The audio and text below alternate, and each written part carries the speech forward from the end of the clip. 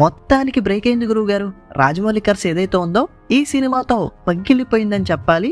అంటే సినిమా ఆ రేంజ్ లో ఉందా అంటే, ఫస్ట్లీ కొరటాల ఈ సినిమాలో ఒక కథ చెప్పాలనుకున్నాడు. ఆ కథని ఫస్ట్ నుంచి లాస్ట్ వరకు ఎక్కడా డీవియేట్ కాకుండా ఆ కథకి స్టిక్ ఆన్ అయ్యి కథను చెప్పే ప్రయత్నం చేశాడు. అంటే కొన్ని సీన్స్ విపరీతమైన హీరోయిజాన్ని డిమాండ్ చేస్తాయి, అంటే మన కైండ్ ఆఫ్ ఎలిమినేషన్స్ ని డిమాండ్ చేస్తాయి.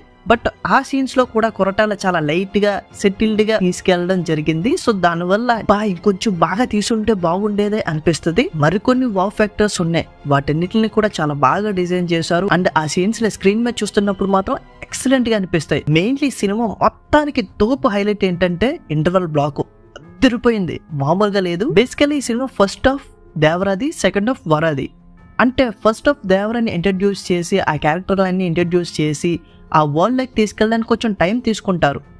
కొన్ని సీన్స్ రొటీన్ గా అనిపించినప్పటికీ కూడా సో ఓవరాల్ గా దేవరా ఎఫెక్ట్ తో ఫస్ట్ హాఫ్ అనేది మంచి ఇంట్రెస్టింగ్ గా ఉంటది అండ్ మంచిగా సెట్ చేసి పెట్టుకుంటారు సెకండ్ హాఫ్ కి. ఈ సినిమా కోసం కొరటాలు తీసుకున్న ఛాలెంజ్ ఏంటంటే, ఫస్ట్ హాఫ్ లో క్యారెక్టర్ ఇంట్రడక్షన్ సెట్ చేసుకుని మొత్తం సెకండ్ హాఫ్ కి లీడ్ ఇచ్చి కూర్చున్నారు.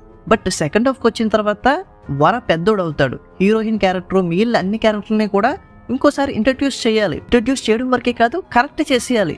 టైం కూడా ఉండదు, ఎందుకంటే సెకండ్ హాఫ్ లోనే కదా మెయిన్ కథ చెప్పాల్సింది. బట్ కొరటాల ఆ ఛాలెంజ్ ని సక్సెస్ఫుల్ గా ఫినిష్ చేశాడని చెప్పాలి. సెకండ్ హాఫ్ లో వర క్యారెక్టర్ ని ఇంట్రడ్యూస్ చేసి ఆ క్యారెక్టర్ తో గేమ్ మంచిగానే ఆడాడనిపించింది.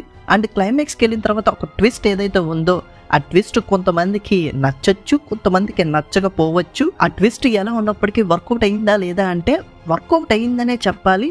అలాగే సినిమా ఇంకొన్ని నిమిషాల్లో అయిపోతుందనగా ఒక ట్విస్ట్ వచ్చుద్ది. ఆ ట్విస్ట్ బాగుంది, చాలా బాగుంది.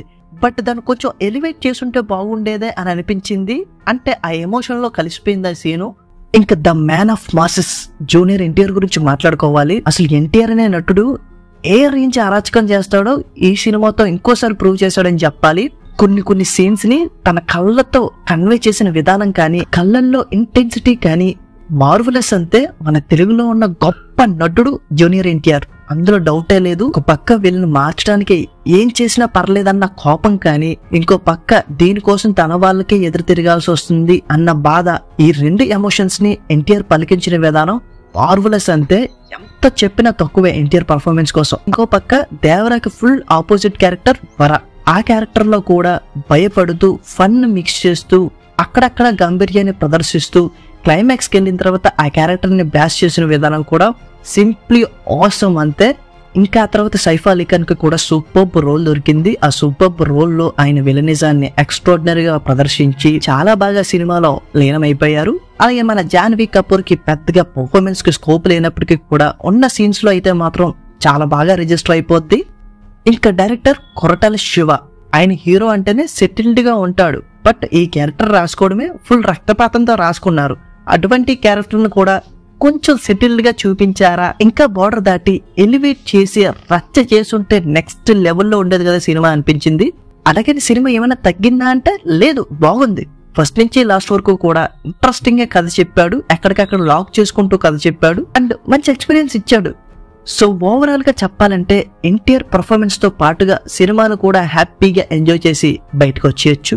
సో ఇది ఇక్కడికి. మీరు కనుక సినిమా చూసుంటే మీ ఎక్స్పీరియన్స్ ఏంటో కింద కామెంట్ చేయండి. అలాగే వీడియో నచ్చితే లైక్ చేసుకోండి, ఫ్రెండ్స్ అండ్ ఫ్యామిలీతో షేర్ చేసుకోండి. ఫస్ట్ ఆఫ్ ఆల్ మా ఛానల్ మర్చిపోకుండా కొట్టండి గురువు గారు, ఆ గట్టేదో కొట్టేసి నాకు కొంచెం సపోర్ట్ ఇవ్వండి. Thank you.